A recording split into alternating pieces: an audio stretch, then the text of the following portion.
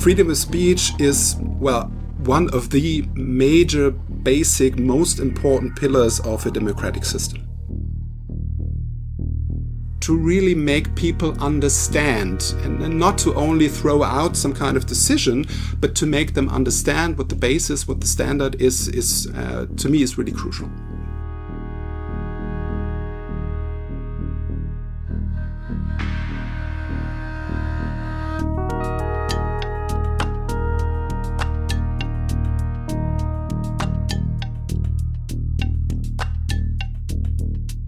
Welcome to another episode of the Tech Terror Takedown podcast. I'm your host, Sophia, Rothut, researcher at LMU Munich and in the EU project TATE. Today we are tackling a vital topic at the intersection of freedom of expression and content moderation. How do we protect democratic discourse while ensuring online communities are safe from harmful and illegal content, such as terrorist one? To delve into this complex issue, we are joined by Professor Carsten Reinemann. Carsten is a professor at Ludwig-Maximilians University Munich at the Department of Media and Communication, where his research focuses on populism, extremism, media literacy, and various other topics in the field of political communication, such as freedom of expression, about which we will talk today. He has authored numerous books and articles in leading journals and is actively engaged in the scientific community. Carsten, it's a pleasure to have you here today. Thanks for the invitation. Happy to be here. Let's start with the foundation of our discussion. How essential is the protection of freedom of expression for maintaining a lively democratic discourse? Well, first of all, freedom of speech is directly connected to the fundamental democratic values of freedom and equality. So citizens should be free to voice their opinions and express themselves, and everybody is equally entitled to do that. So, freedom of speech is very important because the presence of diverse set of opinions and perspectives in the public sphere should improve solutions for political issues. But not only that, it is expected to foster the legitimacy of political decisions, because if everybody has a voice and everybody can voice their perspectives and decisions are based on this diverse set of opinions, then people will be more or less convinced that, this decision has a good basis. And in addition, another point that scholars and philosophers actually are making is that if speech is free and people are allowed to voice their opinions, then this would also foster mutual understanding of different kinds of people that we have in the diverse societies we are in at, especially in the EU. So freedom of speech is, one of the major, basic, most important pillars of a democratic system.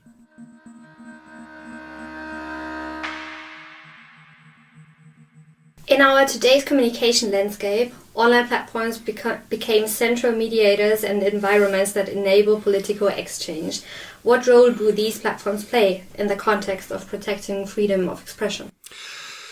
Well, as you've just mentioned, in today's media ecology, the online platforms have not only become a very important source of information that goes top down, but people now have the ability to participate. And this really is the way that this is now is completely new to basic in the human history, because we have for a long time seen an information system, an information ecology in which major media players were the gateway to the public sphere. So if you wanted to have a voice and especially to a larger audience, you would need to go through the media. And now this is completely changed through online platforms and social media, because now, at least potentially, everybody has a voice and everybody has the ability to participate.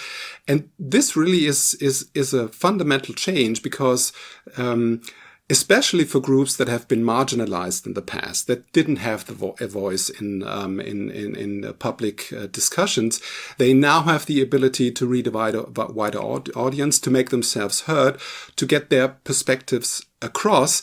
And that's why you really have to be careful to safeguard these the rights of free speech in the new information ecology, we always have in mind all the downsides, the potential problems and the actual problems of this discourse. But actually, the online platforms really are a chance also for public discourse and making it more diverse.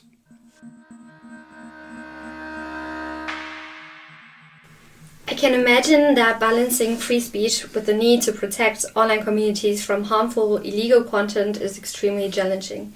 What are the main challenges you see in this balancing act? Well, first of all, everybody is challenged by those decisions that have to be made in legal proceedings, when laws are drawn up in this area. It always is a very delicate balancing act that you have to manage, and so I would mention three major challenges that I see for online platforms in the EU when they navigate this complex area. I think one of the first thing that I would like to mention is that online platforms that are active in multiple national markets really should be aware that there may be different legal bases and different kinds of speech that is maybe illegal in one nation, in one country, which is not the case in another one. For example, a prominent example is Holocaust denial, which is illegal in a number of EU countries, but is not illegal in other countries. So if you want to navigate that space, and this is not only the case for Holocaust denial, but for other kinds of potentially illegal content, you have to be very aware that this might differ between the countries. So this is the first aspect I would like to mention. The second one is, I think platforms should be aware that there are different kinds of policies, of general policies that you could decide, or different roads that you might want to take. And this is especially true not so much for the content that is clearly illegal. It's basically for content that may not be illegal, but can be harmful to at least parts of the audiences. And so I think online platforms should reflect on the kind of policy that they might want to apply.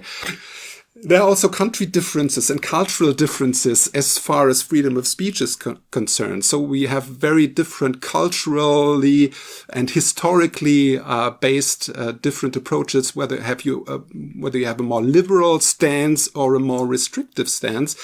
But I think online platforms need to reflect on that, on the stance they want to take there, and then they need to communicate that very transparently to their users, because it's what should not happen is, and we've seen a lot of criticism in the past because platforms were not transparent about their policies, because they made moderating decisions or applied moderating policies that were not clear to users, and this is the main thing that should not happen. Platforms should decide the road they want to take, either more liberal or not so liberal as far as potentially harmful content is concerned, and they should be transparent about that. So I think that's the second point I would like to mention. And a third one is that you also have to navigate the legal spaces of the diverse countries. You have to be very aware of that, and this should also be an issue.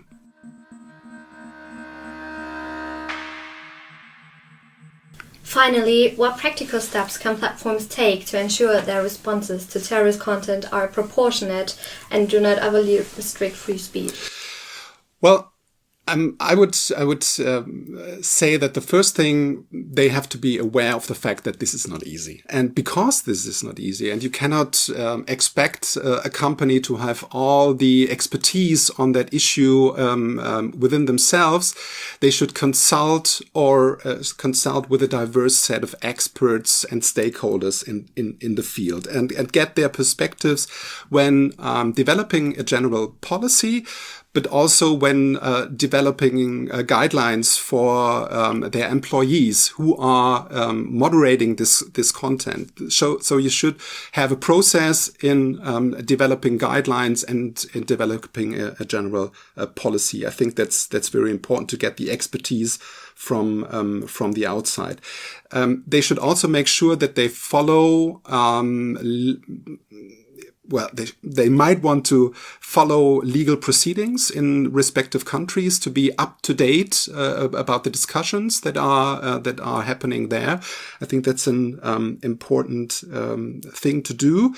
A third thing might be or should be that they have a database of their past decisions, just to enjoy consistency across their moderating decisions. It's always a problematic thing, and we've seen that in the past time and time again, that users complain about one type of content being taken down, another one is up there. So what's the basis for the decision? Decisions should be made on a clear basis, and they should be put in a database with the reasons for the decision connecting to the guidelines and to the general policy. I think that's important to have such a database. And again, I mentioned that before, I think transparency is key. And I know there have been also legal decisions, for example, in Germany, where high courts made clear to online platforms that they can go beyond what is required by law in their community guidelines. But they need to be transparent. And this is both for people that may be harmed by a certain content, because they have the feeling that even if a decision runs against them, that it is clear what the basis is, that the standards are clear, but also for people whose content may be taken down.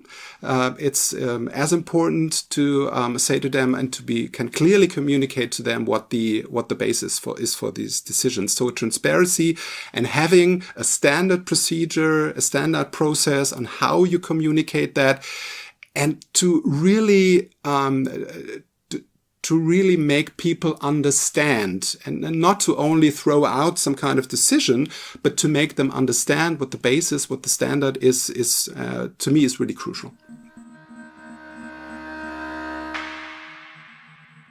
Carsten, thank you so much for sharing your valuable expertise with us today and for your enriching insights, pointing out the vital role online platforms play and the challenges they may face in maintaining this balance.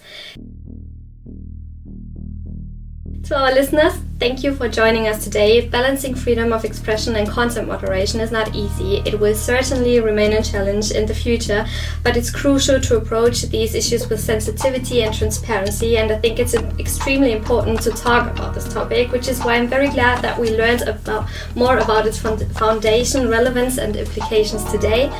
I hope you found this episode as insightful as I did. Make sure to check out the work and more to come from Carsten and his team. Until next time, stay vigilant and stay safe, everyone. Goodbye.